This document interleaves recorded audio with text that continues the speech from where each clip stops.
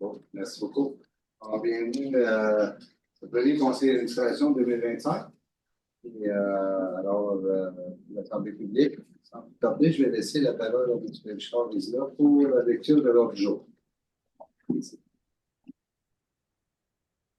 Merci. Item 1.1 de l'ordre du jour, c'est la période des questions des citoyens à l'intention des membres du conseil d'administration.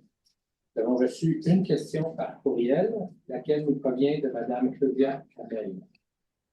Cette dernière note un problème concernant le service aux heures de pointe, notamment l'insuffisance du nombre d'autobus pour répondre à la demande des usagers. Elle mentionne que lorsqu'il est possible d'embarquer, les autobus sont bondés et inconfortables et elle trouve ça préoccupant. Selon elle, une augmentation du nombre d'autobus durant les périodes de forte affluence permettrait d'améliorer l'expérience des usagers et de garantir un service plus sécuritaire et efficace.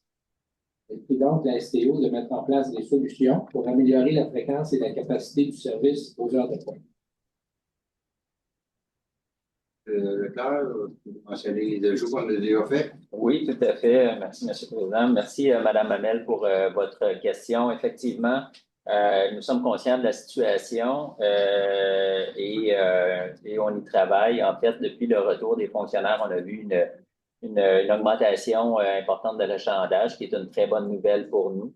Maintenant, ce qu'on a fait de façon concrète, si vous vous souvenez, on avait annoncé au conseil d'administration, au conseil municipal également, qu'on travaillait sur des augmentations de services pour 2026. Mais en fait, nos équipes se sont mises au travail beaucoup plus tôt pour devancer d'1 an les ajouts de services. Donc, on a commencé dès 2025.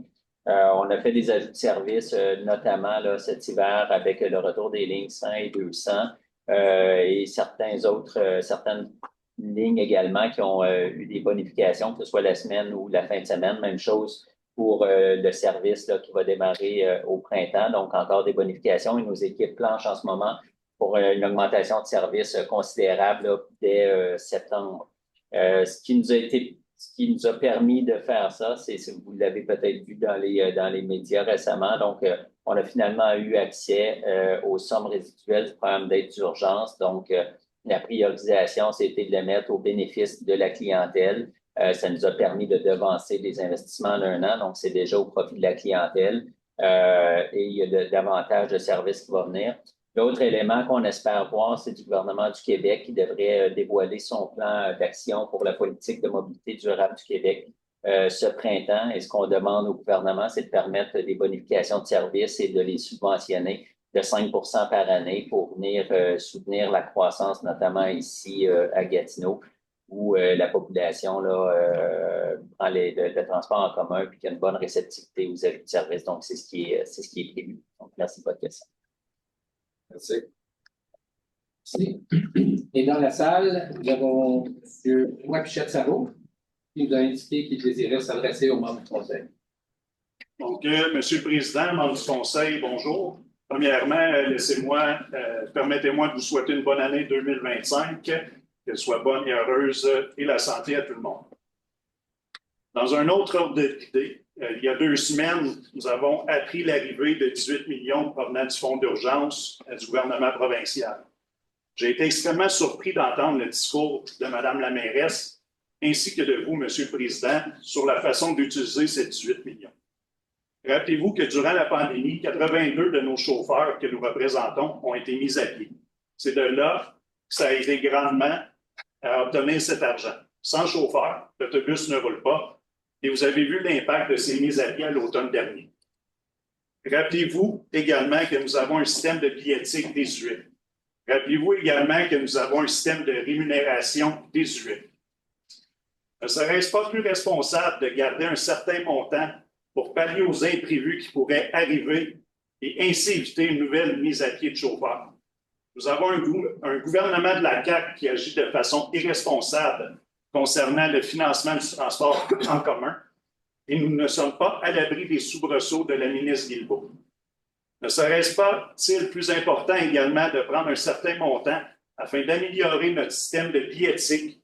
90% des agressions chauffeurs verbales ou physiques débutent avec un problème de tarification. Le mode de paiement par carte viendrait diminuer grandement les agressions que nos chauffeurs subissent au quotidien.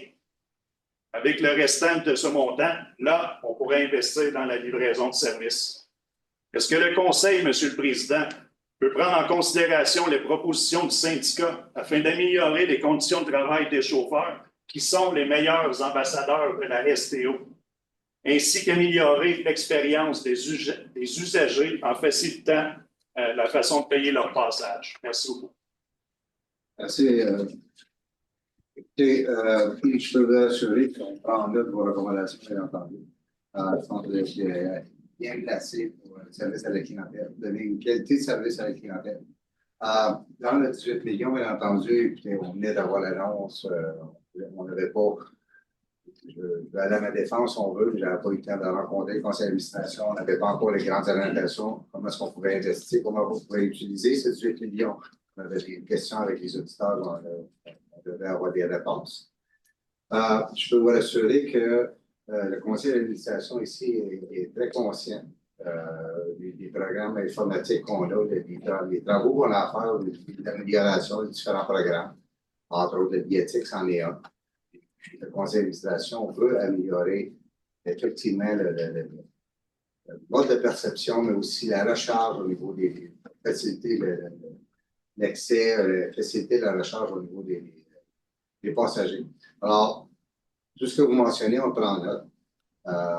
Oui, on a parlé de l'amélioration du transport au niveau des 18 millions, mais il y a des choses qu'on peut faire à l'intérieur autres que ça aussi, là, mais on prend en note vos recommandations sérieusement, je peux vous dire maintenant, mais il y a déjà des orientations, là, comme vous avez mentionné, qu'on est déjà dans ces orientations.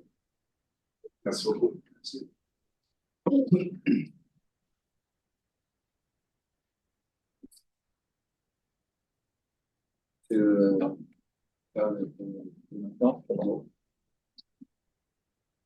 Alors, on continue avec les points à l'ordre du jour. Au point 2.1, c'est l'adoption, qui est proposée par M. Leclerc, appuyé par M.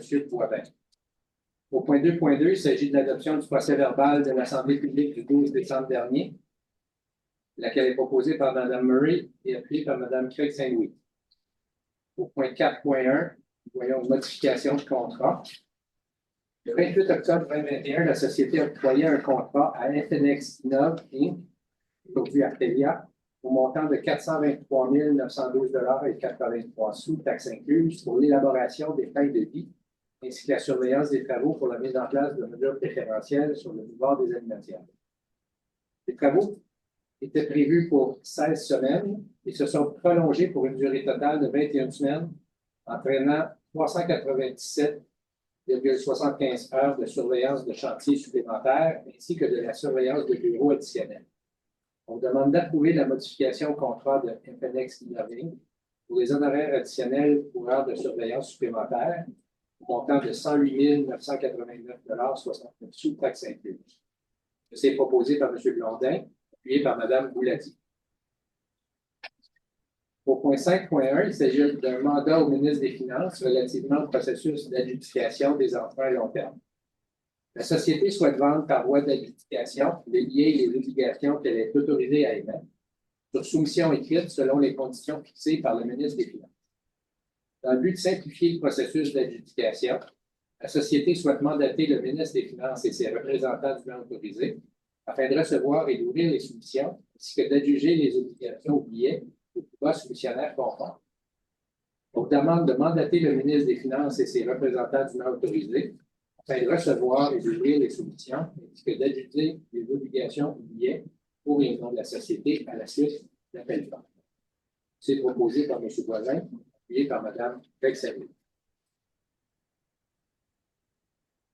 Au point 10.1, il s'agit d'un bail de location pour le 490 boulevard Saint-Joseph. Le bureau de projet Tramway Gatineau-Ottawa a identifié un lieu répondant à ses besoins et à coût raisonnable permettant d'héberger son équipe de 50 personnes à la fin de l'année 2025 et rendant possible une collaboration active avec le partenaire et l'équipe du groupe porteur. Le bail proposé est d'une durée de 5 ans, soit du 1er février 2025 au 31 janvier 2030, et inclut les coûts de location, de mobilier, d'aménagement et les frais communs, et comporte une option de renouvellement pour une période additionnelle de 5 ans. On vous demande d'autoriser le directeur du bureau de projet de Tramway-Gatineau-Ottawa à signer pour et au nom de la société le bail, ainsi que tout autre document peut être nécessaire pour donner plein effet à la présente résolution. C'est proposé par M. Leclerc et appuyé par Mme Murray. Et pour terminer au point 11.1, il s'agit de la levée de l'Assemblée, laquelle est proposée par Mme Bouladier et appuyée par M. Blondin. Merci beaucoup. Merci, M. le Président. Merci, M. Blondin. On va prendre une courte pause. On revient avec le point de presse. Bon, bonjour et bienvenue au point de presse qui suit la séance du conseil d'administration. Mon nom est Yannick Boursier, je suis responsable des affaires publiques. Merci d'être parmi nous. Sans plus tarder, on va passer immédiatement à la période des questions. Est-ce qu'il y a des gens qui ont des questions pour nos porte-paroles?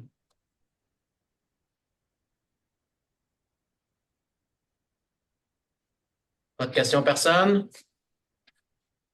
Je vous remercie. On se revoit au prochain conseil le 27 février.